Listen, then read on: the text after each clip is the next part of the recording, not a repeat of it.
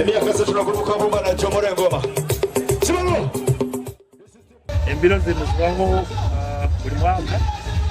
takayikire akirukye kujaguza nyine kibazo kwezi 11 mwezi 11 wasuru kandi njeka zenu era imwaje kanja izimo mutugenda kujaguza umuro ko igomba kira basayije hati tukya imyaka 10 kandi bangurani basoje sente ule kintu batiste kiyo ero musomero no marwara bato mwaka guno soje sente kugura ikioma ekikibira kansa bakyara bakansa ya kazi tuno sabaiko kansa kuranti ikioma kibya kutuyama kuranti abakyara bajagenda kuna batekinga kansa bwe kyadi tuwangira no badakaki bangwira kula kijanja abantu kubasemeza so kimo